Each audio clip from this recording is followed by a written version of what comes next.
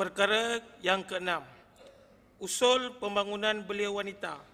Memperkasa usaha mencapai 55% guna tenaga belia wanita di dalam semua sektor yang akan dibentangkan oleh perwakilan DB13.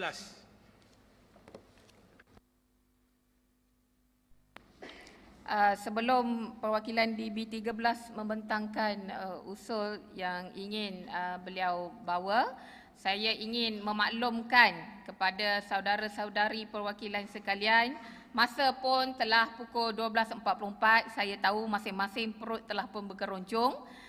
Saya pun terhidu-hidu bau makanan di Dewan Makan sebelah sana, jadi yang mana rasa perut dah tak boleh tahan, takut nanti gastrik tak boleh nak berbahas, bolehlah secara bergilir-gilir untuk ke Dewan Makan untuk makan tengah hari dan masuk semula selepas selesai segala urusan, dan pastikan Dewan kita tidak berada dalam keadaan yang kosong.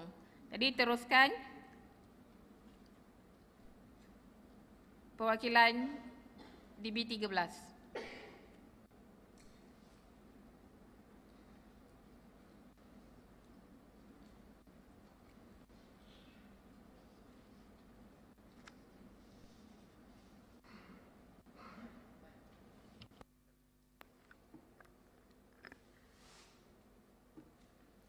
Bismillahirrahmanirrahim. Assalamualaikum, salam sejahtera, salam satu Malaysia dan salam Perak Aman Jaya.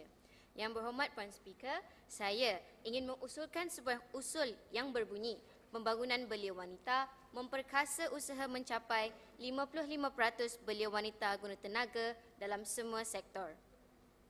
Terlebih dahulu, marilah kita memanjatkan kesyukuran kehadrat Ilahi atas limpah kurnianya yang membolehkan kita hidup aman, damai dan makmur. Pada kesempatan ini juga, saya ingin mengucapkan jutaan terima kasih kepada Kerajaan Negeri Perak atas inisiatif mewujudkan Dewan Belia Negeri Perak bagi menaikkan golongan belia dalam memberikan pandangan kepada isu-isu penting untuk menaiktarafkan negeri Perak. Setara dengan pembangunan negeri yang semakin pesat, kita harus faham bahawa golongan belia wanita merupakan golongan yang semakin kreatif serta mempunyai kredibiliti yang setara dengan golongan belia lelaki kerana mereka juga mampu membuktikan kebolehan mereka sama seperti lelaki. Yang berhormat Puan Speaker, menyedari keadaan semasa di mana pada masa kini hanya 53.6% sahaja yang dipenuhi guna tenaga wanita dalam semua sektor. Apa yang dimaksudkan dalam semua sektor? Saya membincangkan tentang sektor awam dan juga sektor swasta. Melihatkan keadaan ini, banyak pelan serta kerjasama perlu ditekankan terhadap mencapai 55% bukan sahaja setara dengan keadaan negeri tetapi juga keseluruhan negara Malaysia. Pada masa yang sama, di peringkat persekutuan juga telah memasukkan rancangan ini ke dalam rancangan Malaysia yang ke-11 bagi memastikan golongan wanita ini diangkat serta mampu menonjolkan kelebihan dan juga kemampuan mereka dalam membuat keputusan serta bekerjasama setanding dengan golongan belia lelaki. Dalam mencapai sasaran ini, Suruhanjaya mengesyorkan agar kerajaan menetapkan satu strategi komprehensif yang menolak sikap patriarki dan stereotip yang mendiskriminasi wanita dalam semua sektor. Tidak dilupakan juga di mana wujud diskriminasi gaji mengikut jantina serta wujud dasar yang tidak fleksibel. Pada masa itu juga, persepsi wanita hanya di rumah dan menjaga keluarga masih tersemat bati di minda masyarakat sekarang walaupun kita sudah berada dalam zaman kemajuan. Melihatkan statistik yang telah dikeluarkan oleh Kementerian Sumber Manusia, lelaki berpangkat pegawai kanan dan pengurus dalam sektor swasta mendapat gaji lebih RM5,296, manakala wanita hanya menerima RM3,522 Malaysia sahaja. Ini membuktikan diskriminasi gaji masih wujud kepada golongan belia wanita dan bagaimana kita perlu memastikan keadaan ini dapat dipulihkan dengan kita terus menyedari keadaan semasa ini. Yang berhormat Puan Speaker, memahami pelbagai peranan wanita dalam keluarga, masyarakat, ekonomi dan politik negara, kerajaan mengakui bahawa strategi-strategi yang khusus perlu dibentuk bagi melibatkan wanita secara berkesan dalam proses pembangunan supaya potensi wanita dapat dioptimumkan. Usaha gigih perlu diambil untuk membantu wanita melibatkan diri dalam kegiatan-kegiatan sosial dan ekonomi yang utama. Ingin saya memetik kata-kata daripada Tan Sri Datuk Dr. Kamal Saleh di mana beliau menyatakan kita perlu menyediakan pembangunan kemahiran yang sesuai dan memudahkan peralihan pendidikan kepada kerja dan terus menyokong wanita di sektor luar bandar seperti pertanian dan sebagainya.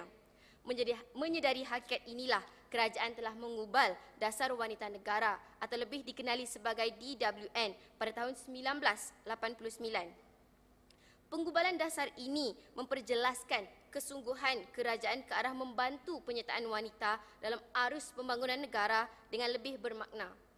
Dasar Wanita Negara menyediakan garis panduan bagi mengintegrasikan sumbangan wanita dalam proses pembangunan negara. Objektif kewujudan Dasar Wanita Negara adalah untuk menjamin perkongsian yang saksama di antara lelaki dan wanita dalam pemilikan sumber dan maklumat.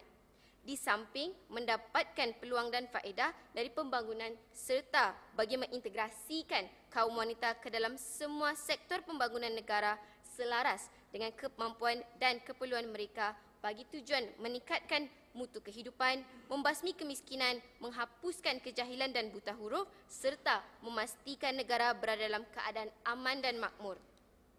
Pada masa yang sama, di negeri Perak sendiri, wujud Pelan Tindakan Inklusif Wanita Perak 2015 sehingga 2020 yang telah dirasmikan pada September 2015 oleh Datuk Rizal Marikan bagi menyamaratakan hak gender serta membuka peluang dan ruang kepada golongan wanita bagi melibatkan diri dalam semua sektor pekerjaan. Cara ini memberi penekanan kepada wanita khususnya golongan belia di negeri Perak sendiri supaya mengiktiraf golongan wanita. Yang amat berhormat Menteri Besar Perak juga telah bersetuju untuk membentuk satu jawatan kuasa pengupayaan 30% kedudukan wanita dalam semua sektor dan akan dipengerusikan Pengerusi Pembangunan Wanita, Keluarga dan Kebajikan Masyarakat Datuk Rusnah Kasim. Berdasarkan permasalahan ini serta keruncingan masalah yang telah dibawakan, molek sekiranya saya datangkan kepada perwakilan belia semua cadangan dan solusi terhadap penglibatan wanita dalam semua sektor bagi mencapai tahap 55% yang digariskan di dalam Pelan Tindakan Inklusif Wanita Perak 2015 sehingga 2020. Cadangan dan solusi akan saya terangkan melalui usul yang akan diteruskan di dalam teks cadangan ini. Dengan wujudnya cadangan-cadangan yang akan diteruskan, ini akan meningkatkan lagi semangat golongan wanita supaya untuk terus bekerja tanpa perlu memikirkan masalah-masalah yang menjurus kepada keadaan ketakutan dan sebagainya. Isu pendapatan yang tidak adil juga masih lagi berleluasa serta tidak diambil apa-apa tindakan bagi menyamaratakan hal gaji ini. Natijahnya, kita juga harus sedar bahawa dengan cadangan ini dapat menguatkan lagi industri-industri yang mampu diceburui wanita serta tidak menghalang golongan wanita untuk mengetengahkan kebolehan mereka yang sedia ada. Yang berhormat Puan Speaker, wanita hari ini kian bergerak maju dalam pelbagai bidang seperti pendidikan, kemahiran, pekerjaan, kepimpinan dan sebagainya. Keadaan wanita boleh dibanggakan berbanding lebih 50 tahun dahulu. Kita harus membetulkan tanggapan masyarakat hari ini yang meletakkan wanita sebagai pihak kedua dalam pembangunan.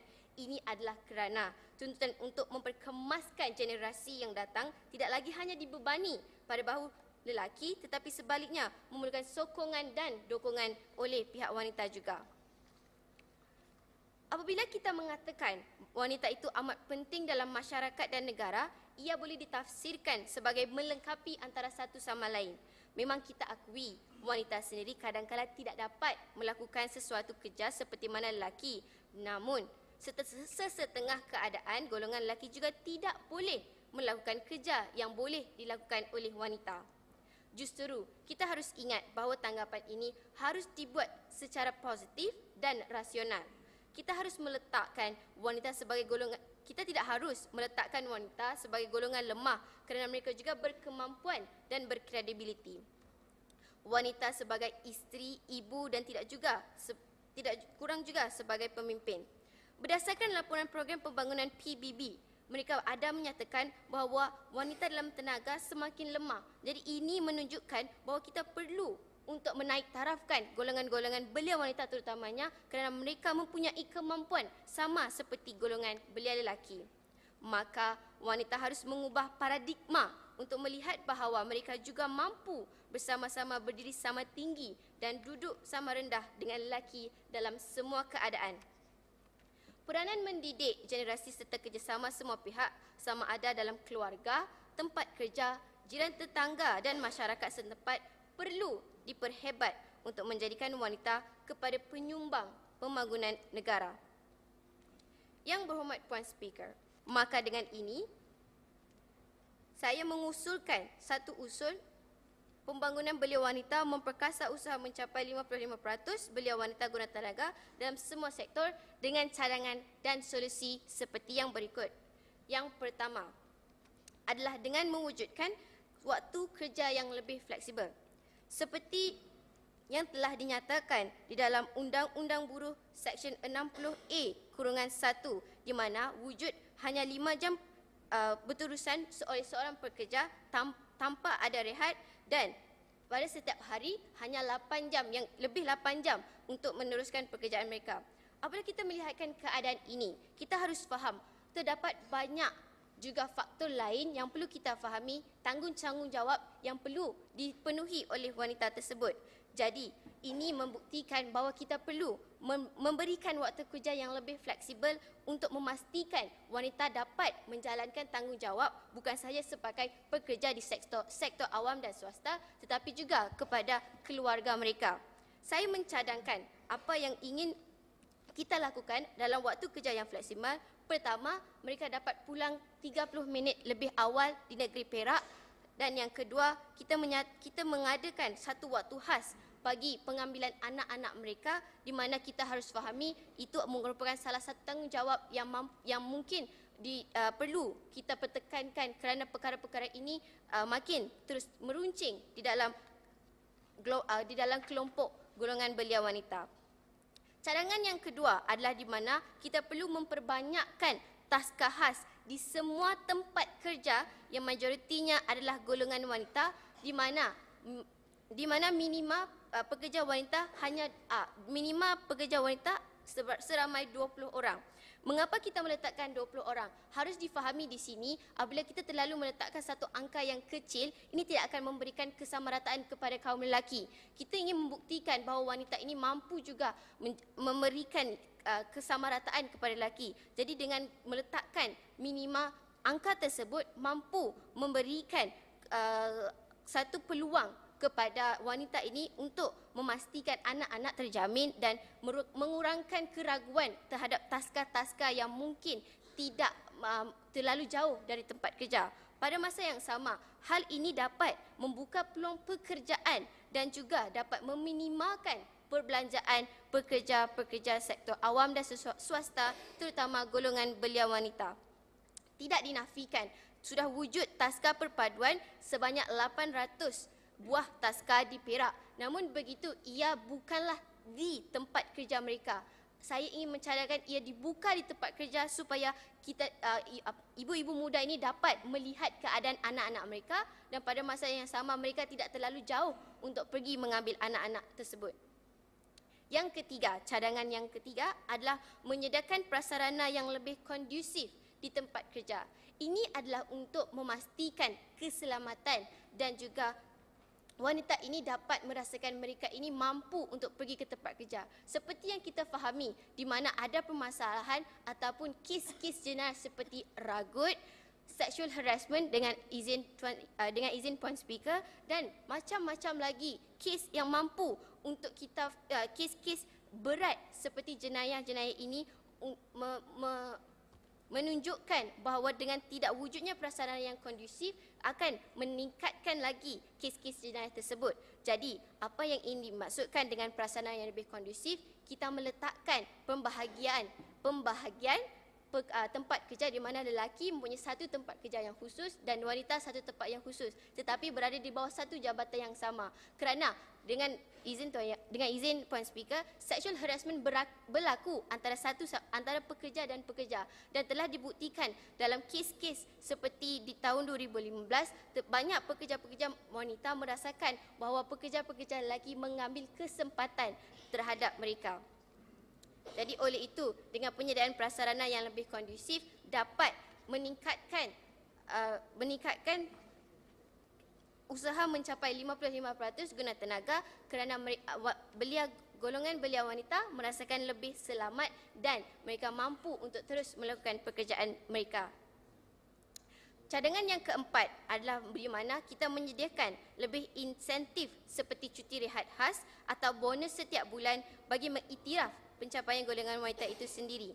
Yang pertama, di mana kita melihatkan di sektor awam diberikan cuti mengandung 3 bulan. Namun begitu di sektor swasta hanya 2 bulan sahaja. Ini menunjukkan bahawa wujud ketidaksamarataan di antara dua sektor ini. Apa yang ingin saya cadangkan, kita samaratakan kerana ini membolehkan bahawa pihak golongan belia wanita merasakan tidak adil di antara kedua-dua sektor ini. Untuk kita mencapai 55% ini, kesamarataan terhadap kesemua cadangan dan juga kesemua dasar-dasar yang wujud perlu kita samaratakan agar wanita ini mampu untuk terus mencuburi bidang pekerjaan dan juga mencuburi bidang-bidang seperti sektor awam dan swasta bagi memastikan mereka setara pengiktirafan serta setara tahap pekerjaan mereka di antara sektor awam dan juga sektor swasta. Dan yang terakhir, iaitu kita membuka peluang yang sama rata kepada wanita dalam membuktikan kemampuan untuk mengetuai sesebuah jabatan. Dalam keadaan ini, apabila peluang yang sama rata dapat diwujudkan, ia menunjukkan bahawa kita menaik tarafkan, kita mengangkat kebolehan wanita ini ke mata dunia. Yang berhormat Puan Speaker, tutasnya melihatkan keadaan seperti di atas, banyak penambahbaikan perlu dilakukan supaya kita dapat memperkasakan usaha mencapai 55% guna tenaga dalam semua sektor dan pada masa yang sama mengiktiraf kedudukan wanita di mata masyarakat. Hal ini juga perlu dititik beratkan supaya pembangunan wanita selari dengan perancangan yang ingin dicapai serta mampu menerapkan kebolehan wanita itu sendiri untuk terus bekerja. Yang berhormat Puan Speaker, maka dengan ini saya Nabilatul Husna binti Syamsul Munir mohon untuk terus mencadang. Sekian, terima kasih. Ada sokongan? Yang berhormat Puan Speaker, saya menyokong.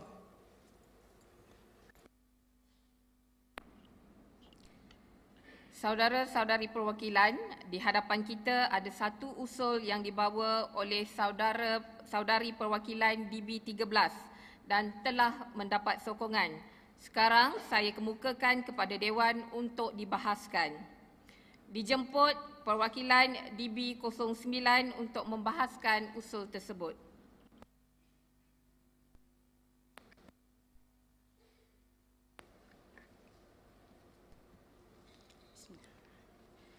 Terima kasih saya ucapkan kepada Yang Berhormat Puan Speaker, saudara-saudari perwakilan Dewan Belia Perak Darul Rizwan bagi tahun 2016-2017 serta hadirin dan hadirat sekalian. Assalamualaikum warahmatullahi wabarakatuh. Salam sejahtera dan selamat bersidang. Saya dari Jawatankuasa 1 yang bernama DB09 dengan ini menyokong dengan usul yang dikemukakan sebentar tadi. Walau bagaimanapun, saya juga ingin menambah sedikit cadangan iaitu dengan mewujudkan cuti khas bagi golongan wanita yang mengalami PMS atau juga boleh dikenali sebagai sindrom pra-haid atau dalam bahasa Inggerisnya premenstrual syndrome. Dengan izin Yang Berhormat Puan Speaker,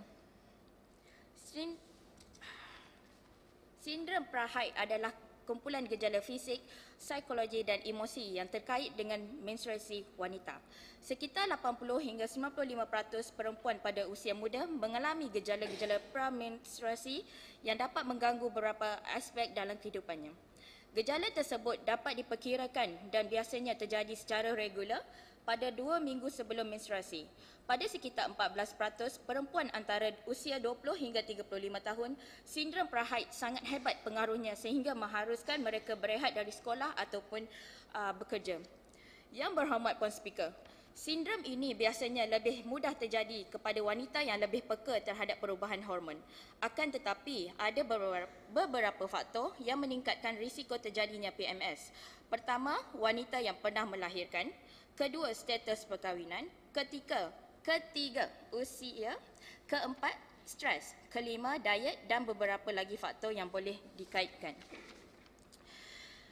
Ketidakseimbangan hormon terjadi disebabkan oleh peningkatan estrogen dan penurunan progesteron yang merupakan hormon utama wanita yang boleh menyebabkan PMS. Selain pada itu, ketidakseimbangan bahan kimia dalam otak wanita yang mengalami PMS mempunyai tahap serotonin yang rendah dan ini menyebabkan perubahan emosi dan akan menjadi agak pemarah.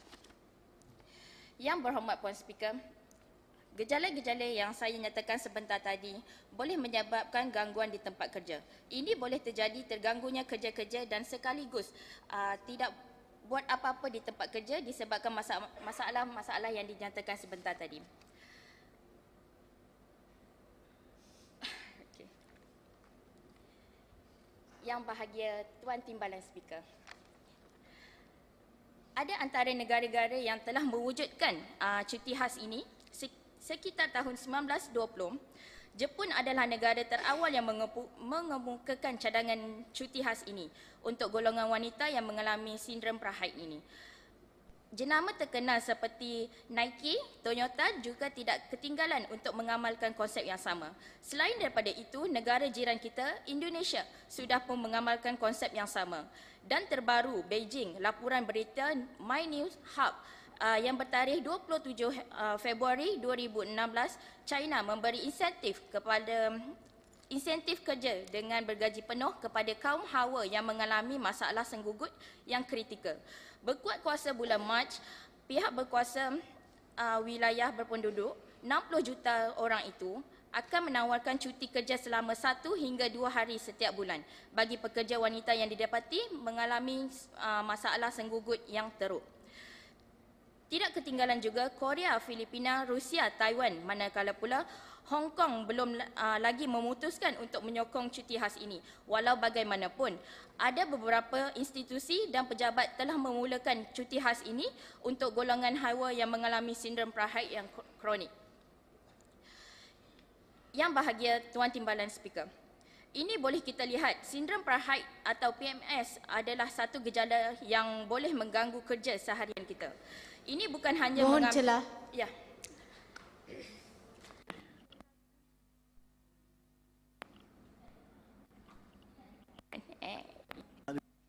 Tak, DB09 teruskan. Maaf. Ini boleh kita lihat sindrom prahaid atau PMS adalah satu gejala yang boleh mengganggu kerja seharian kita. Ini bukan hanya mengambil cuti sahaja disebabkan kurang sihat, tetapi ini adalah kerana kerja yang optimum. Jika bekerja dalam keadaan biasa, kreativiti, kecergasan adalah lebih dipenuhi dan itu lebih baik untuk urusan kerja seharian. Yang bahagia Tuan Timbalan Speaker, dengan ini saya mencadangkan 1 hari cuti khas setiap bulan dengan bergaji penuh tanpa mengganggu mana-mana cuti yang sedia ada dengan syarat harus disertakan dengan surat dari doktor yang diiktirafkan. Saya mohon menyokong. Terima kasih. Terima kasih DB09. Saya terus kepada pembahasan yang seterusnya DB21. Silakan.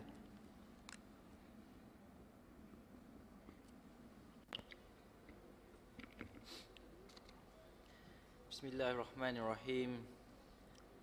Terima kasih saya ucapkan kepada Yang Bahagia Tuan Timbalan Speaker. Assalamualaikum, salam sejahtera dan salam Perak Aman Jaya. Yang Bahagia Tuan Timbalan Speaker, selaku Wakil Jawatan Kuasa 3, saya telah diberi amanah bagi membahaskan usul yang telah dibentangkan oleh Jawatan Kuasa 2 yang berbunyi pembangunan belia wanita memperkasa usaha mencapai 55% guna tenaga belia wanita dalam semua sektor. Berdirinya saya pada hari yang penuh ceria ini adalah untuk menegaskan bahawa bagi mencapai pembangunan sejagat, kita perlu mengkaji serta meneliti sesuatu usul kerana sesungguhnya belia itu merupakan tunjang yang bakal mengambil alih tampuk kepimpinan negeri dan tidak mustahil negara kelak. Yang berbahagia Tuan Timbalan Speaker, melihat usul pembentangan yang telah dikemukakan oleh Jawatan Kuasa 2, saya dengan berbesar hati menyokong usul yang dicadangkan atas faktor-faktor yang akan saya terangkan dengan lebih lanjut dalam perbahasan saya ini.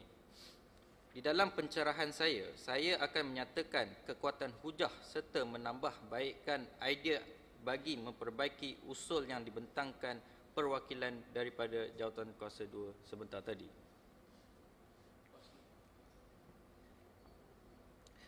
Perwakilan Jawatan Kuasa 2 ada membangkitkan isu bagi mewujudkan waktu kerja yang lebih fleksibel bagi golongan belia wanita untuk mencapai 55% guna tenaga dalam semua sektor. Di sini saya ingin kita semua bersama-sama sedar di mana cadangan ini amatlah baik kerana ini dapat menjamin keselamatan golongan belia wanita dan pada masa yang sama bagi ibu-ibu muda dapat meluangkan masa bersama-sama keluarga terutama anak-anak kecil yang memerlukan perhatian lebih bagi memastikan tumbesaran yang menyeluruh.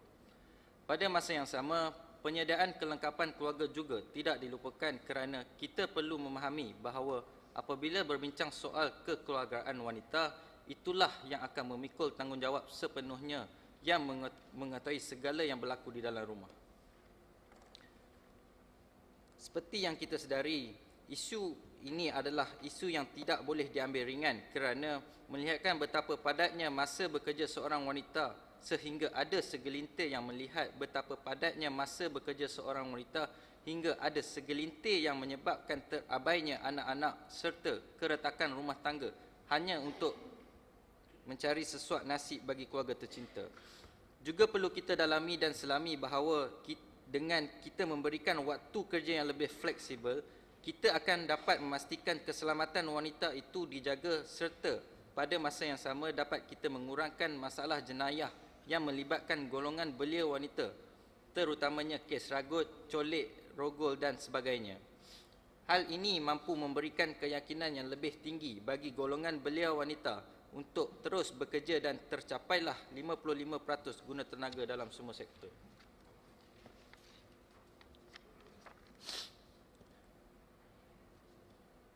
Yang berbahagia Tuan Timbalan Speaker, niat kita adalah bagi membantu golongan belia wanita untuk meringankan beban mereka. Namun begitu, saya mempunyai beberapa masalah dengan cadangan yang dibentangkan oleh Jawatan Kuasa 2 yang berbunyi memperbanyakkan taska khas di semua tempat kerja yang mana majoriti pekerjanya adalah wanita. Ini kerana melihatkan keadaan di atas, cara ini akan hanya menambahkan kos penyelenggaraan dan pada masa yang sama, pembinaan taska khas ini memerlukan ruang yang besar yang dilengkapi kemudahan asas buat keselesaan anak-anak pekerja wanita tersebut. Harus disedari keadaan ini hanya akan menyukarkan kadar perbelanjaan itu dijaga serta perlu menyediakan sesuatu yang mungkin di luar kemampuan atau ruangan tempat pekerjaan tersebut.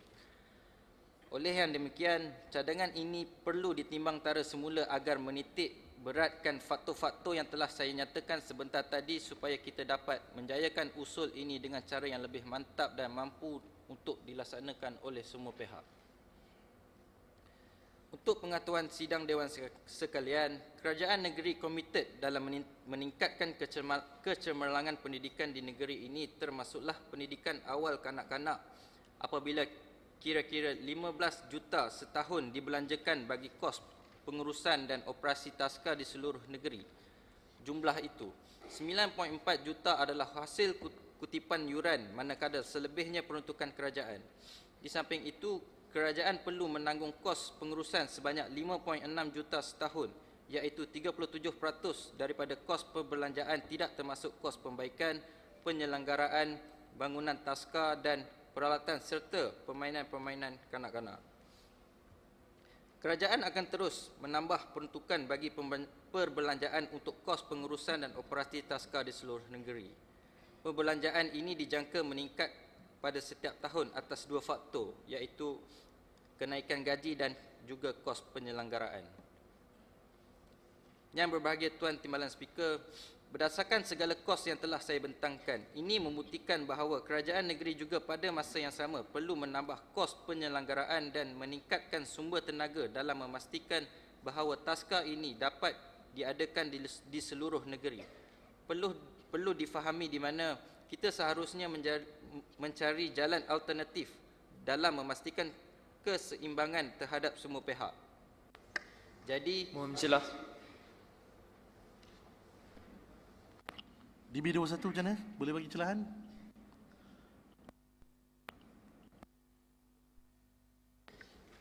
Jadi pertama sekali saya ingin bertanya, sekiranya kita memberi wanita waktu yang lebih fleksibel, masa bekerja yang lebih fleksibel, tidakkah ini menyebabkan sektor swasta kurang ingin mengambil wanita sebagai pekerja kerana merasakan bahawa wanita kurang boleh menyumbang kepada sektor mereka disebabkan waktu bekerja yang lebih sedikit.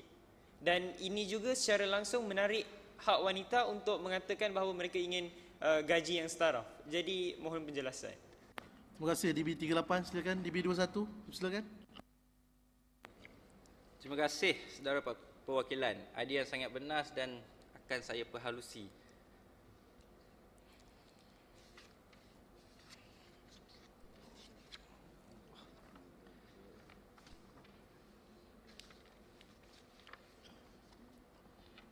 Yang berbahagia Tuan Timbalan Speaker, tuntasnya, usul yang telah dikemukakan oleh Jawatankuasa Sosial Kebajikan Pembangunan Masyarakat dan Wanita merupakan satu usul yang boleh diterima, cuma perlu ditambah baik melihatkan faktor-faktor yang telah saya nyatakan dalam perbahasan sebentar tadi.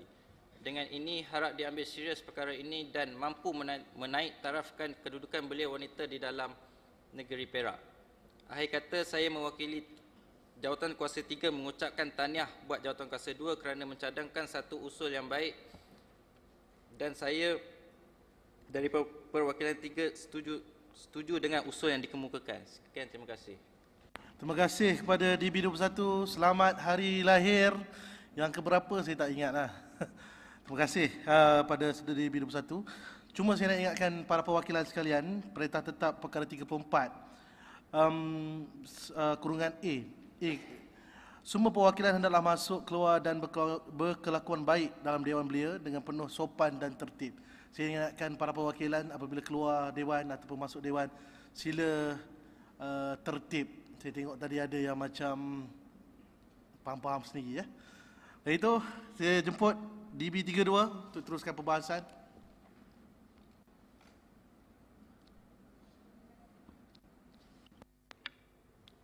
Terima kasih saya ucapkan kepada Yang Berbahagia Tuan Timbalan Speaker dan rakan-rakan perwakilan Dewan Belia. Assalamualaikum warahmatullahi wabarakatuh. Salam sejahtera dan selamat bersidang. Yang Berbahagia Tuan Timbalan Speaker, saya selaku wakil daripada Jawatankuasa 4 telah diberi amanah untuk membahas usul yang dikemukakan oleh Jawatankuasa 2 sebentar tadi. Yang Berbahagia Tuan Timbalan Speaker, saya akan mendedahkan serta menyatakan kekuatan hujah dan penambahbaikan terhadap usul yang disampaikan oleh Jawatankuasa 2 sebentar tadi. Berkenaan dengan isu pembangunan wanita dalam memperkasa usaha mencapai 55% guna tenaga belia wanita dalam semua sektor. Sesungguhnya, golongan wanita itu merupakan tangan yang menghayam-buayan dan mampu menggoncang dunia. Terima kasih saya ucapkan kepada Jawatankuasa 2 kerana membangkitkan isu yang popular ini di Dewan yang mulia ini. Ini menunjukkan Jawatankuasa 2 sangat sensitif dan peka terhadap golongan belia masa kini.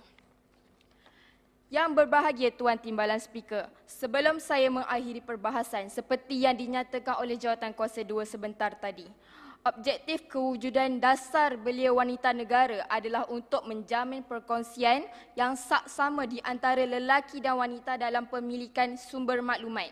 Di samping mendapatkan peluang dan faedah bagi mengintegrasikan kaum wanita dalam semua sektor pembangunan. Ini bertujuan menyelaraskan kemampuan dan keperluan kaum wanita bagi tujuan meningkatkan mutu kehidupan, membasmi kemiskinan, menghapus kejahilan dan buta huruf. Ini juga dapat memastikan negara berada dalam keadaan aman dan makmur. Kewujudan Plan Tindakan Inklusif Wanita Perak 2015-2020 adalah untuk menyamaratakan hak gender serta membuka ruang dan peluang kepada golongan wanita untuk menonjolkan diri mereka dalam semua sektor pekerjaan. Yang berbahagia Tuan Timbalan Speaker, sebagai seorang anak muda yang berjiwa kewanitaan, cadangan Jawatankuasa 2 untuk mencapai 55% guna tenaga belia wanita dalam semua sektor pembangunan perlu ditambah baik dengan mengambil penyertaan golongan wanita dalam pekerjaan secara berperingkat seperti Pelan Pembangunan Pendidikan Malaysia 2013-2025. Ini kerana usaha untuk membangunkan Pelan Pembangunan Pendidikan Malaysia ini telah dijalankan beberapa tahun dahulu, tapi ianya dijalankan secara berperingkat-peringkat. Dan ini sudah pasti mengambil masa bertahun-tahun untuk merealisasikan hasrat ini. Hal ini demikian kerana penambahbaikan dari segi kemudahan di tempat kerja bagi golongan wanita perlu disediakan dengan lebih awal lagi. Hal ini supaya tempat kerja mereka lebih kondusif dan selesa bagi golongan wanita ini. Sebagai contoh, ruang penjagaan anak dan ruang penyusuan anak apabila mereka terpaksa mengadakan perbincangan dengan rakan sepejabat pada hari cuti umum. Kemudahan yang disediakan ini dapat mengelakkan golongan wanita yang berkejaya yang berpotensi untuk membangunkan negara, berjaya mengelakkan mereka daripada mengalami tekanan dari segi mental dan juga fizikal. Namun cadangan untuk memperbanyakkan tadika khas di semua tempat kerja yang majoritinya adalah golongan wanita yang bekerja seperti 20 orang minima akan menyebabkan percanggahan di mana peratusan 55% ini akan dicapai dengan serta-merta dan tidak secara berperingkat. Dengan ini hasrat ini akan tercapai. Jadi 55% itu akan tercapai, namun taska-taska di luar sana apa akan jadi terhadap mereka? Yang berbahagia Tuan Timbalan Speaker.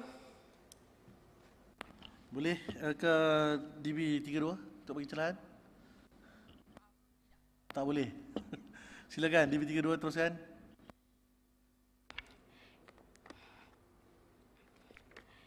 Yang berbahagia Tuan Timbalan Speaker, konklusinya saya di sini menegaskan bahawa usul yang dikemukakan oleh Jawatankuasa 2 sebentar tadi adalah relevan.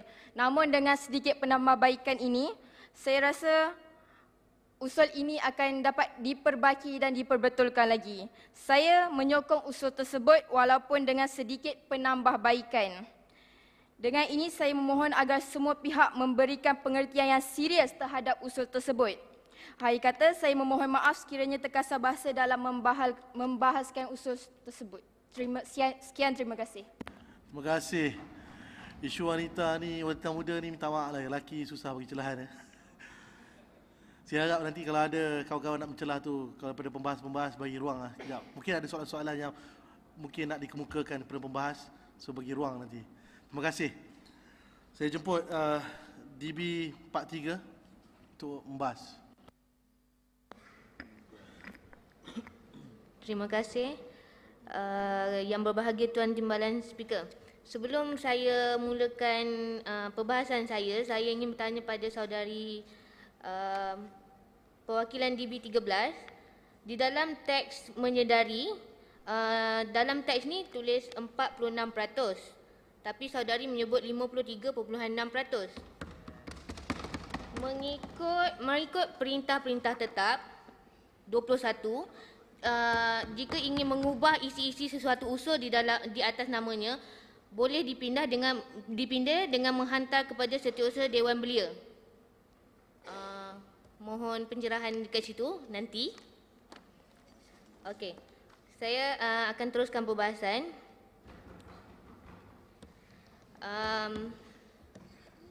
Bagi usul ini saya tak berapa setuju kerana bukan saya menidakkan jawatankuasa pembangunan wanita.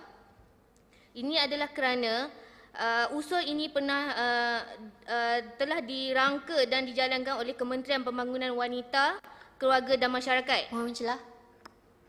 Mohon mencelah. Tunggu nanti. Silakan. Pak Ustaz Injin. Silakan.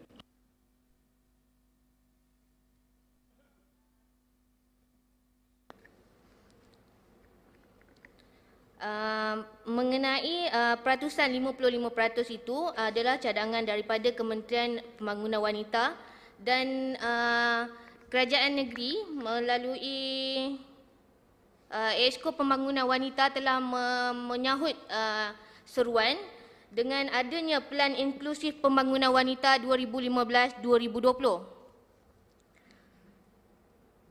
Jika dilihat pada perspektif umum, kadar penyertaan wanita di dalam pasaran pekerjaan telah menunjukkan peningkatan daripada 45.9% pada 2005 kepada 52.4% pada 2013. Di situ menunjukkan ada peningkatan penyertaan wanita.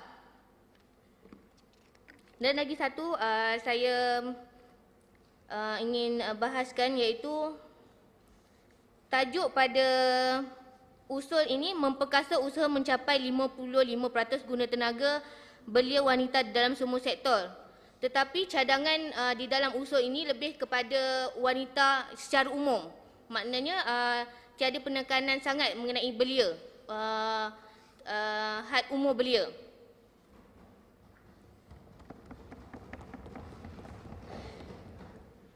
Jika kita lihat Exco Kerajaan Negeri Perak di bawah Jawatankuasa Pembangunan Wanita, Keluarga dan Masyarakat telah menyediakan pelbagai insentif untuk golongan wanita muda bekerja. Selain daripada kerja di sektor awam dan swasta, Kerajaan Negeri juga ada menyediakan ruang seperti Ladies Lane dengan izin di Loken bagi wanita muda yang lebih gemar dan cenderung ke arah berniaga bagi menjana ekonomi.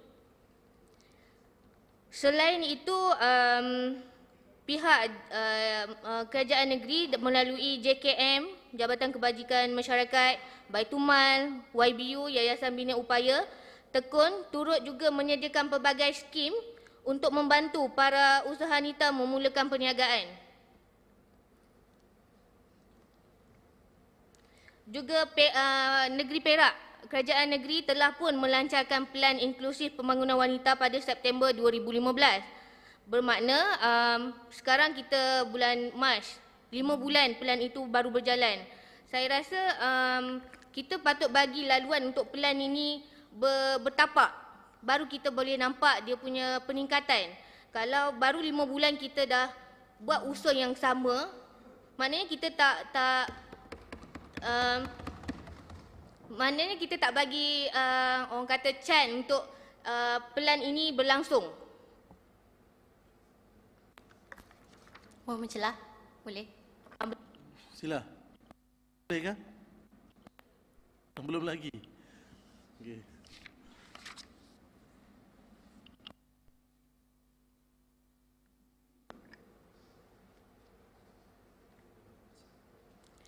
Saya rasa untuk usul mengenai Jawatankuasa Sosial Kebajikan Pembangunan Masyarakat dan Wanita ni kita seharusnya lebih fokuskan kepada belia wanis, bukannya merangkumi wanita secara umum.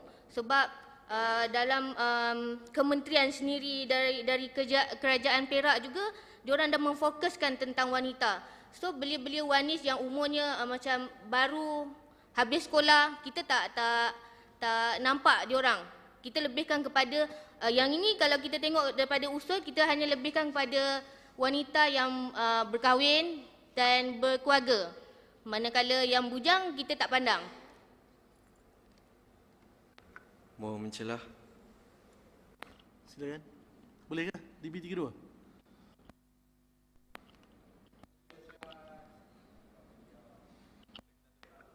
Terima kasih yang berbahagia Tuan Speaker. Kalau ikut usul yang diberi Jawatankuasa 2, salah satunya adalah meminta untuk mengetuai sesebuah jabatan dengan gaji yang sama tetapi mahukan masa yang fleksibel. Kalau kita lihat seorang ketua, dia tidak ada masa pun untuk memikirkan, sampai masa tidur pun dia masih lagi memikirkan tentang kerja. Macam mana kita nak kerja yang masa yang fleksibel. Jadi saya cadangkan kepada Jawatankuasa agar melibatkan diri dalam kerja, bidang kerja di rumah, contohnya dengan izin dropship dan sebagainya. Sekian. Silakan DB32. Okey, dengan ini saya perwakilan DB43 menolak usul dari Jawatankuasa 2. Okay, terima kasih. Terima kasih DB32. Saya ingin menjemput DB43 ya. Saya ingin jemput DB49 untuk bahas. Terima kasih yang bahagia Tuan Timbalan Speaker. Assalamualaikum warahmatullahi wabarakatuh. Salam sejahtera, salam perpaduan, salam Perak Aman Jaya saya ucapkan kepada Yang Bahagia Tuan Timbalan Speaker dan saudara-saudari perwakilan Dewan Belia Perak sekalian. Menyedari isu yang dibangkitkan, dasawarsa kini pembangunan belia wanita haruslah dititik beratkan. Jika dikaji dan ditelusi dengan mata hati, sebenarnya penglibatan belia wanita dalam pelbagai sektor adalah berguna untuk pembangunan negara dan juga negeri. Pembangunan belia wanita merupakan satu aspek penting dalam pembangunan lestari, iaitu pembangunan yang memenuhi tuntutan hari ini dan juga masa hadapan. Memahami keadaan sebegini, pembangunan belia wanita di Perak perlu diperkasakan untuk mencapai 55% guna tenaga belia wanita di dalam semua sektor. Pada pendapat saya, Kerajaan Negeri Perak perlulah mengambil inisiatif dalam memastikan pembangunan belia wanita ini dapat berdiri sama tinggi dan duduk sama rendah bersama golongan belia lelaki. Dewan Yang Mulia, saya bersetuju dengan cadangan yang dikemukakan oleh saudari DB13, tetapi ada beberapa cadangan yang perlu penambahbaikan. Untuk membolehkan pembangunan belia yang lebih dinamik dan progresif, usaha perlu dimulakan dalam semua aspek, iaitu untuk membuka peluang belia dalam membuktikan kemampuan mengetuai sesebuah jabatan. Seperti yang kita sedia maklum, pada hari ini kejayaan golongan belia wanita amatlah dibanggakan, iaitu rata-rata belia wanita pada hari ini adalah graduan lepasan universiti yang mempunyai latar belakang pendidikan yang berbeza, yang boleh menyumbang bakti kepada pembangunan sosioekonomi dan kesejahteraan rakyat selain keluarga mereka. Rentetan daripada usul tersebut, terdapat kerapuhan cadangan yang perlu diperhalusi bagi memastikan usul ini dapat dilaksanakan dengan baik. Antara langkah penambahbaikan tersebut, saya merasakan bahawa penekanan perlu diberikan untuk melantik lebih ramai belia wanita dalam mengisi jawatan profesional, iaitu sebagai pembuat keputusan di dalam sesebuah jabatan maupun organisasi. Tidak dinafikan bahawa belia wanita pada hari ini adalah belia yang kreatif, berfikiran kritis. DB49 ada celahan. Boleh bagi laluan. Saya ingin teruskan. Dan berkebolehan untuk memegang tampuk pentadbiran sebuah jabatan negeri. Di samping itu, bagi membolehkan belia wanita meningkatkan keupayaan dan keyakinan diri, kerajaan negeri seharusnya membuka peluang untuk melantik belia wanita sebagai ahli majlis dalam pihak berkuasa tempatan. Hal ini dapat mengiktiraf dan mendukung peranan belia wanita yang memainkan peranan penting dalam pembangunan ekonomi sosial maupun politik.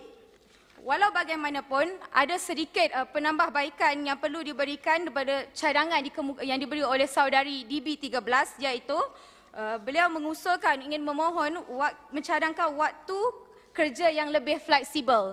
Jika kita lihat pada usul ini ialah jawatan kuasa 2 lebih mengukuhkan pembangunan belia yang sudah berkahwin berbanding belia yang belum berkahwin. Dan untuk tempoh waktu kerja yang fleksibel, ada rata-rata belia yang bekerja dari rumah. Jadi di situ mereka tak terlibat secara langsung dalam interaksi secara fizikal bersama dengan pelanggan atau bersama dengan rakan sekerja yang lain. Berbanding dengan belia yang terlibat dalam pekerjaan yang memerlukan mereka berinteraksi secara fizikal, iaitu seperti contoh dalam perkhidmatan pelanggan, bagaimana mereka ingin menyelesaikan setiap permasalahan dan persoalan yang ditanya. Saya berpendapat untuk Sila. Ya, ada 2 ni. Saya beri laluan kepada Okey, silakan. Terima kasih. DB 46. Terima kasih. Yang bahagia Tuan Timbalan Speaker. Saya ingin menyentuh tentang apa yang diperkatakan oleh perwakilan 49 tentang waktu fleksibel. Saya ingin bertanya kepada saudari, jika waktu fleksibel yang diberi kepada belia wanis yang mempunyai anak untuk pulang 30 minit lebih awal untuk mengambil anak, dan juga diberikan ambil waktu khas untuk menghantar anak dan juga mengambil anak tu, kalau katakan kepada belia lelaki macam mana pula kalau katakan kami yang perlu mengambil anak-anak kami? Jadi adakah saudari setuju dengan cadangan apa yang dilaksanakan oleh CK2 sebentar tadi? Terima kasih. Okey, terima kasih saudara DB 51.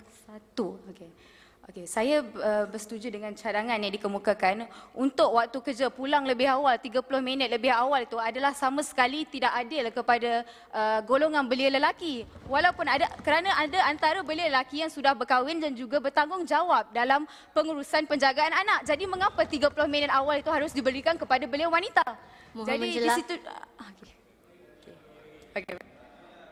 Okey. Macam mana DB 49 boleh bagi laluan? Okey, silakan. Terima kasih. Okey, menjawab persoalan-persoalan yang telah dikemukakan. Yang pertama sekali, saya tidak menafikan bahawa golongan belia lelaki juga mempunyai tanggungjawab seorang bapa. Tapi ini kita melihatkan apabila belia wanita itu yang perlu mengambil anak. Mana-mana lelaki yang perlu mengambil anak, itu terserah kepada sektor ataupun jabatan tersebut. Kita hanya menekankan tentang golongan belia wanita pada masa sekarang. Ini merupakan satu usul yang telah dibentangkan oleh Jawatan Kuasa 2. Dan perlu kita fahami, apabila usul yang telah saya usulkan ini, perkataan yang membezakan usul ini dan usul yang sebelumnya di Dewan Undangan Negeri adalah perkataan memperkasa. Memperkasa ini menurut Kamus Dewan edisi yang terbaru, ia adalah untuk menambah baik. Benar, ini merupakan hanya 5 bulan dijalankan. Namun tidak memberikan apa-apa masalah untuk kita menambah baikkan, untuk kita memberikan cadangan dan memberikan satu... Saya nak minta DB 49 teruskan hujah untuk berbahas. Tetapi saya nak ingatkan DB 49, saya nak gunakan Perintah Tetap Perkara 29 kurungan 7. Seorang perwakilan tidak boleh mengeluarkan sangkaan buruk kepada mana-mana perwakilan. Terima kasih. Silakan DB 49. Okey, saya berpendapat untuk belia wanita pada hari ini dalam mengetuai sesebuah jabatan itu, beliau haruslah memberikan komitmen yang tinggi di dalam tugas yang diamanahkan kepadanya. Berbalik kepada insentif cuti rehat khas atau bonus yang ingin diberikan pada setiap bulan adalah tidak relevan sama sekali. Di sini bagaimana kita ingin mengukur pencapaian setiap bulan jika setiap bulan ada cuti rehat khas yang telah diperuntukkan kepadanya. Sedangkan kepada belia yang telah yang berkhidmat dalam sektor kerajaan, tempoh bekerja dalam seminggu adalah 5 hari. Jadi sudah ada cuti 2 hari. Jadi mengapa nak perlu ada satu cuti yang khas setiap bulan?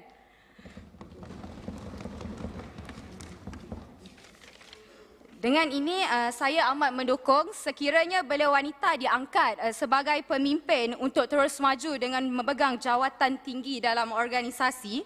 Penglibatan golongan belia wanita adalah penting untuk mentadbir sesebuah negara, negeri mahupun sesebuah jabatan kerana belia wanita merupakan tulang belakang yang akan menyokong pentadbiran negara mahupun negeri pada hari esok. Saya dengan ini perwakilan DB 49 dari Jawatan Kuasa 6 mohon menyokong usul ini dengan sedikit penambahbaikan. Sekian, terima kasih. Terima kasih DB 49. Saya nak ingatkan semua perwakilan, apabila kita berbahas, kita kena berhati-hati dengan apa yang kita ungkap ataupun kita katakan. Sebab perintah tetap ni kalau boleh kita jangan hina sesiapa, kaum lelaki ke kaum perempuan sama dari segi tindak lakunya. Tapi kena hati-hati apabila kita menyuarakan sebarang pendapat. Ya. Ini memang tajuk sensitif, tapi kita kena berhati-hati apabila kita menyuarakan apa saja pandangan. Dan itu saya ingin menjemput DB 56 untuk bahas. Assalamualaikum dan salam sejahtera. Saya akan terlebih dahulu membahaskan usul ini dengan cadangan waktu kerja yang lebih fleksibel. Yang berbahagia Tuan Timbalan Speaker, dalam sesi pusat ini saya akan sedikit sebanyak memfokuskan dan merujuk kepada Akta Kerja 1995 meskipun hubungan antara majikan dengan pekerja dalam konteks usul ini turut ditadbir di bawah peruntukan undang-undang yang lain yang mana salah satu daripadanya adalah Akta Perhubungan Perusahaan 1967. Saudara-saudari perwakilan sekalian, waktu kerja fleksibel adalah satu cadangan yang baik bagi menangani permintaan industri yang sentiasa berubah serta memberikan keanjalan waktu kerja kepada pekerja yang memerlukan, khususnya belia wanita. Saya ingin merujuk kepada Seksyen 60A Subseksyen 1 Akta Kerja. Antara lainnya menyatakan, kecuali sebagaimana yang dibentukkan kemudian daripada ini, seorang pekerja tidak boleh dikehendaki di bawah kontrak perkhidmatannya bekerja perenggan A iaitu lebih daripada 5 jam berturut-turut tanpa tempoh ke lapangan, tidak kurang daripada jangka masa 30 minit, perenggan B iaitu lebih daripada 8 jam dalam satu hari, perenggan C melebihi tempoh masa 10 jam dalam satu hari dan perenggan D lebih daripada 48 jam dalam satu minggu, yang mana perenggan-perenggan tersebut juga tertakluk kepada peruntukan lain dalam akta tersebut. Secara dasarnya, peruntukan yang saya telah nyatakan tadi boleh mengikat belia-belia yang bekerja ini iaitu wanita sekiranya mereka termasuk sebagai pekerja sebagaimana tafsiran pekerja di bawah Seksyen 2 Akta Kerja. Saya berpendapat bahawa waktu kerja yang lebih fleksibel ini perlu lebih diperhalusi lagi supaya tidak bertentangan dengan peruntukan undang-undang yang sedang berkuat kuasa. Kerana sekadar implementasi tanpa impak kuat kuasa undang-undang akan menyebabkan hal ini ibarat memandarkan air ke bukit, iaitu satu pekerjaan yang sia-sia. Kerana terdapat persoalan di sini ataupun pencerahan yang saya ingin mohon daripada jawatankuasa tersebut, iaitu apakah waktu kerja fleksibel tersebut dan adakah pelaksanaannya nanti akan memberi impak kepada belia lelaki, iaitu ataupun mendiskriminasi pula tenaga kerja belia lelaki. Saya juga ingin menegaskan di sini bahawa hubungan majikan dengan pekerja khususnya sektor swasta adalah ditadbir di bawah satu kontrak pekerjaan yang mana adalah adakah majikan itu sendiri benar-benar bersedia untuk implementasi tersebut pada masa hadapan. Yang berbahagia Tuan Timbalan Speaker, berkenaan dengan guna tenaga belia wanita dalam pelbagai sektor pekerjaan, saya ingin merujuk pada laporan pembangunan manusia Asia Pasifik pada tahun 2010 yang menganggarkan sekiranya kadar penyertaan tenaga wanita meningkat sehingga 70%, sesebuah negara itu boleh menikmati peningkatan dalam keluaran negara kasar antara 2% hingga ke 4%. Meskipun data tersebut adalah 6 tahun yang kebelakang, dapat disimpulkan di sini bahawa tidak langsung dinafikan tenaga kerja wanita itu merupakan dengan izin key factor bagi meningkatkan penyampaian ekonomi sesebuah negara. Benarlah kata pepatah bahawa tangan yang menghayun buayan itu mampu menggoncang dunia. Sidang perwakilan sekalian, saya sebenarnya agak tertanya-tanya berkenaan dengan ucapan usul oleh saudari perwakilan sebelum ini yang mana jika dirujuk dalam noti usul telah diedarkan sebelum ini adalah 46%, kemudian beliau menyatakan 53.6%. Jadi saya sebenarnya tertanya di manakah data tersebut, kerana sekiranya terdapat kesilapan dalam data ini akan menyebabkan sesuatu implementasi itu menjadi satu masalah yang besar. Sebab kiranya satu benda itu telah pun dicapai, kenapa kita kena buat lagi? Jadi ini akan menyebabkan satu dikatakan unsur lewah ataupun perulangan. Jadi seterusnya saya ingin pula merujuk pada Jabatan Perangkaan Malaysia yang telah mengeluarkan satu statistik yang mana kadar penyertaan wanita dalam pasaran pekerjaan telah menunjukkan peningkatan dari 45.9% pada tahun 2005 dan juga telah meningkat kepada 52.4% pada tahun 2013.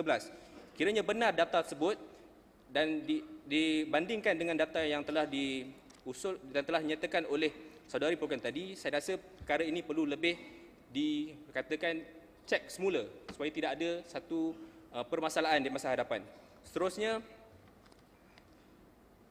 saya ingin mencadangkan berkenaan dengan lebih insentif seperti cuti rehat khas ataupun bonus setiap bulan gaji bagi mengiktiraf pencapaian golongan pekerja wanita. Saya ingin menghubungkaitkan bonus dengan isu gaji pekerja yang mana seharusnya penambahbaikan itu dibuat terlebih dahulu dalam aspek penggajian sebelum hendak menyentuh lebih jauh berkenaan dengan soal bonus.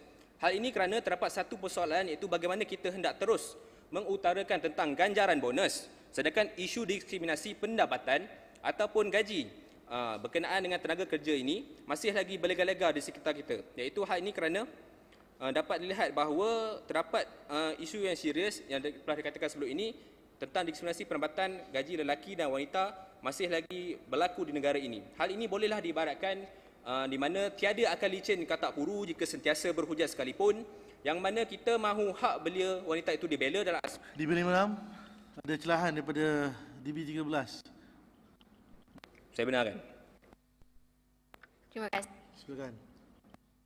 Terima kasih. Jadi di mana memang benar saya mengatakan mengenai wujudnya diskriminasi gaji. Di sini ingin saya menyatakan bahawa apabila kita ingin menyamaratakan kedua-dua gender, diskriminasi dengan itulah kita mencadangkan wujudnya bonus ini supaya tiada lagi diskriminasi gaji. Kita tidak meletakkan sama gaji kerana melihatkan kepada cadangan saya, kita ingin waktu kerja yang lebih fleksibel. Jadi apabila kita mewujudkan bonus ini menunjukkan bahawa ia sama rata, ia mampu. Maknanya kita dapat bagi balik dan juga waktu kerja yang lebih fleksibel, dapat bonus tapi gaji masih lagi tu. Maknanya di sini wujudlah penyelesaian terhadap masalah tersebut. Harus difahami bahawa kita tidak ingin melebihkan golongan belia wanita, namun juga kita ingin sama rata dengan golongan belia lelaki. Terima kasih.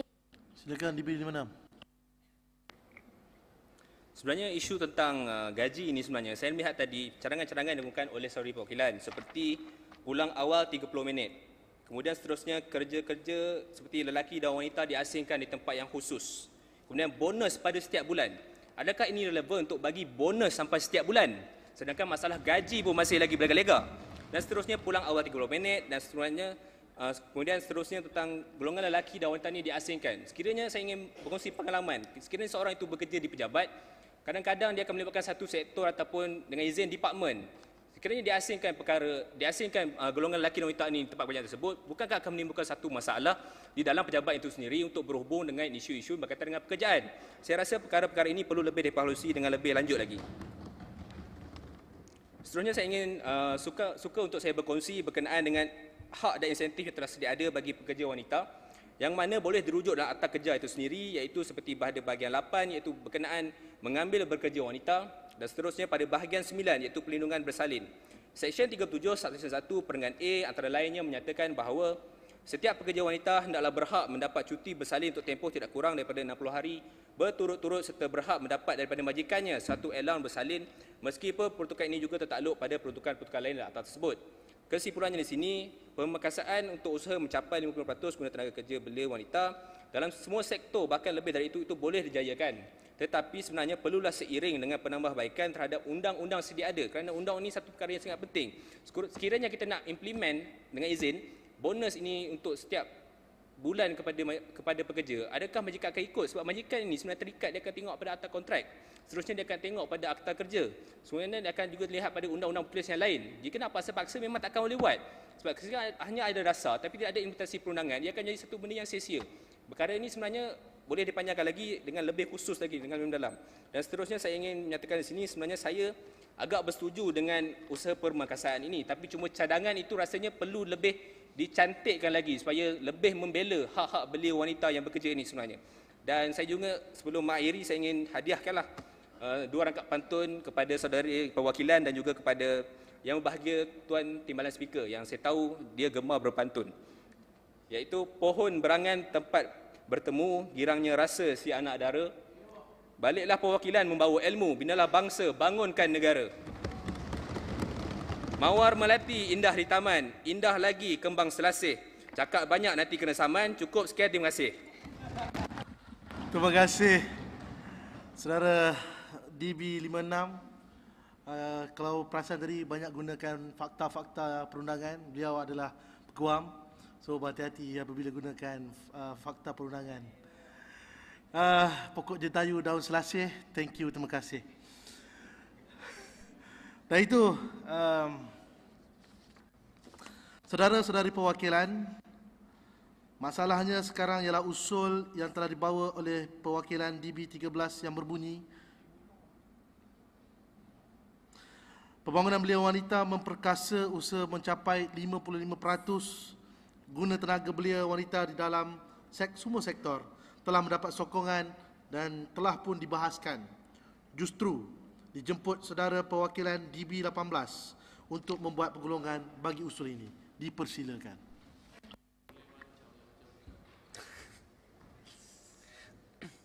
Assalamualaikum dan selamat petang.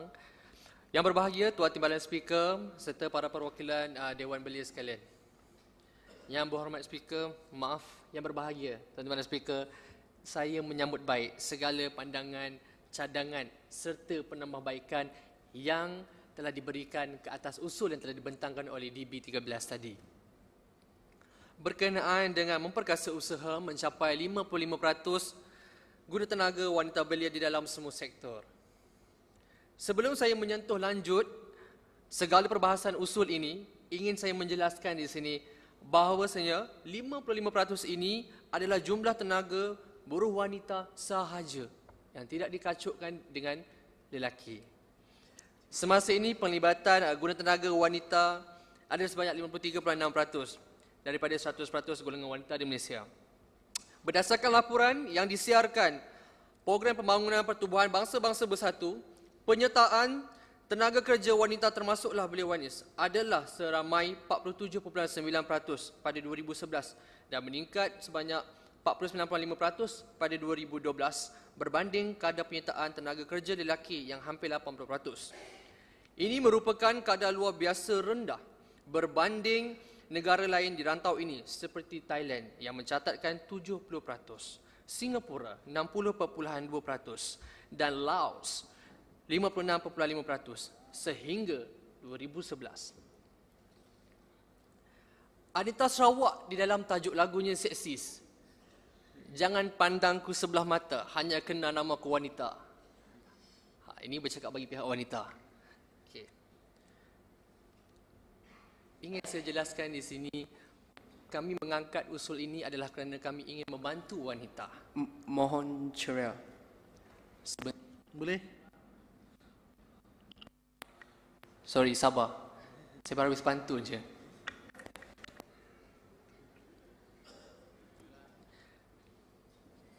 Kami ke hadapan membawa usul ini adalah kerana kami percaya kepada keupayaan wanita sebagai jentera kedua yang menggerakkan pembangunan negara ini.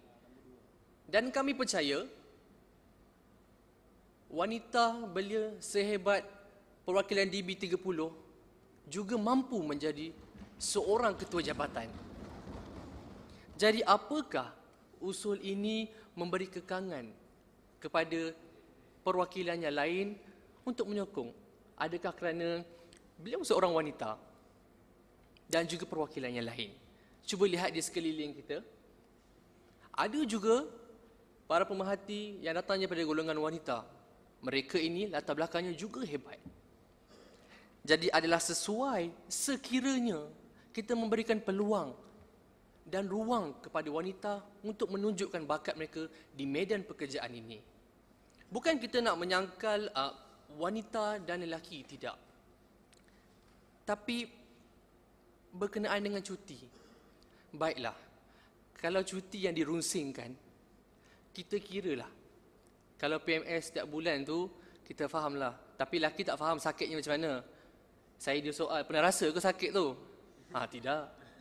Kan? Jadi, faham sendirilah. Adalah lebih baik sekiranya cadangan untuk memasukkan cuti PMS ini berserta dengan cuti kecemasan dan juga cuti sakit sedia ada. Itu lebih sesuai sekiranya hendak digunakan. Dan tetapi mohon ceria, perlu mendapatkan pengesahan daripada doktor klinik atau hospital kerajaan. Mohon ceria. Saya izinkan. DB 50.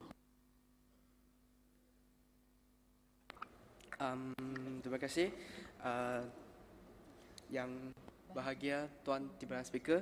Okey, sekarang saya ada satu soalan je, sangat senang. Dalam perniagaan swasta, kalau saya, bukan saya lah, saya tanya macam ni. Satu company, dia nak, satu syarikat, lelaki dia bekerja 8 jam, satu hari RM100. So, lelaki itu, dia bekerja kat syarikat itu sehari lah, terus sehari. Tapi perempuannya dia ada itu dia nak RM100 juga, tapi dia bekerja jam fleksibel dan dia setiap bulan dia minta satu cuti khas, betul tak? So kalau macam ni adil tak kepada itu bekerja lelaki dan itu bekerja perempuan, kepada itu bekerja lelaki?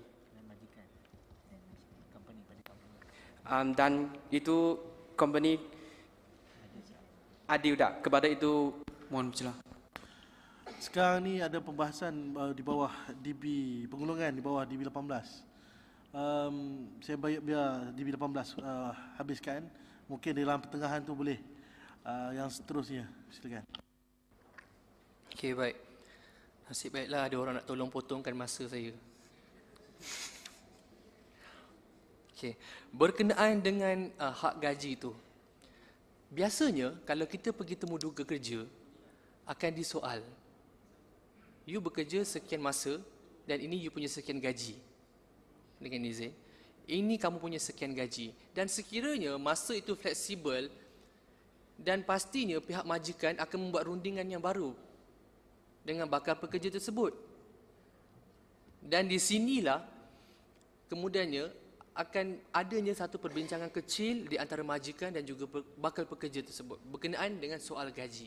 Dan saya pasti kalau berkenaan dengan masa fleksibel wanita bekerja kurang dari 8 jam, perlu diberikan gaji yang sama dengan lelaki.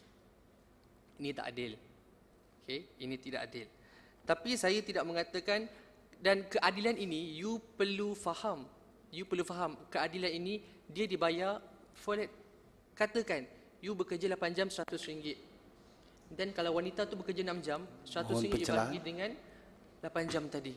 Dan you kiralah 6 jam. So itu adalah jauh lebih adil. Itu jauh lebih adil. Sabar sekejap. DB 18. Bagi DB 18 teruskan. DB 18 teruskan.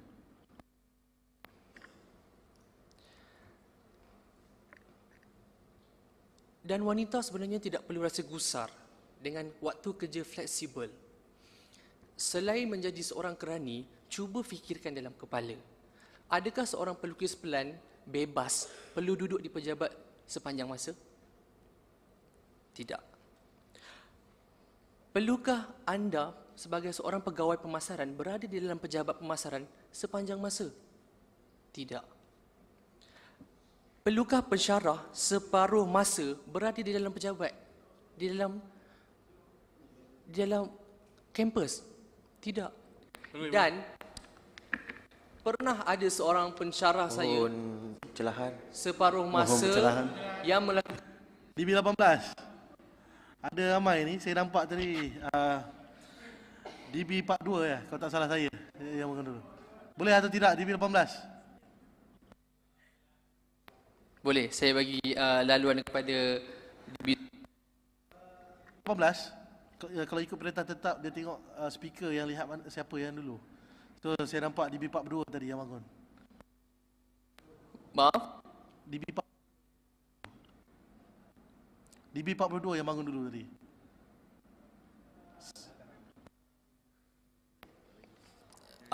Saya berikan laluan. Silakan DB 42. Terima kasih Yang Bahagia Tuan Timbalan Speaker.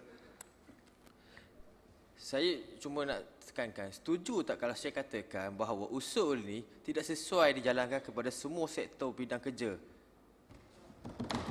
Sebab apa? Ini kita perlukan waktu yang fleksibel, nak ambil anak sekolah, nak beri insentif khas apa semua ini. Jadi saya nampak kalau kita nak jalankan juga, kenapa kita tidak jalankan kepada sektor bidang yang seperti bidang IT yang tidak memerlukan pergi ke pejabat yang boleh menguruskan waktu sendiri, seperti bidang designing dan yang sepatutnya saya nampak sebenarnya bidang apa benda yang diminta ini sesuai dalam bidang perniagaan sebenarnya. Kita mempunyai masa yang fleksibel.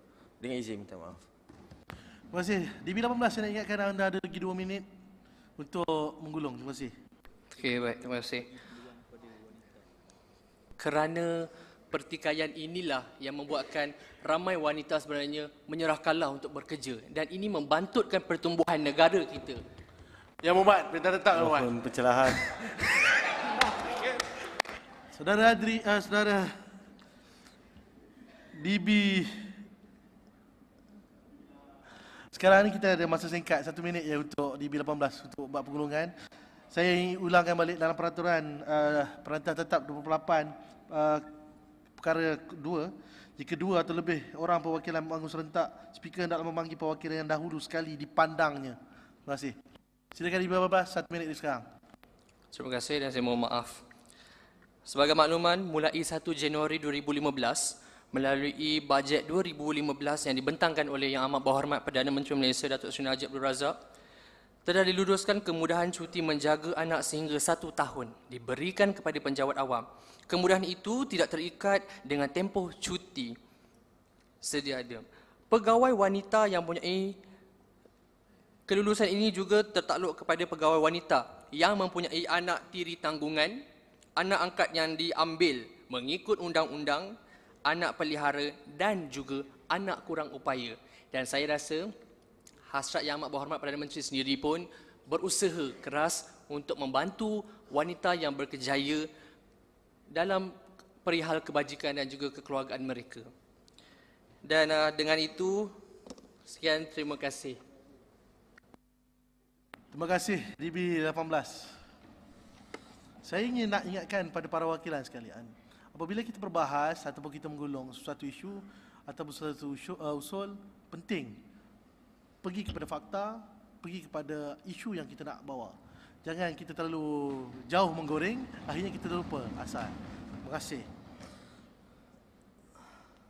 Saudara-saudari perwakilan, masalahnya sekarang ialah usul yang telah dibawa oleh saudari perwakilan DB 13 yang berbunyi, pembangunan belia wanita memperkasa usaha mencapai 55% guna tenaga belia wanita di dalam semua sektor.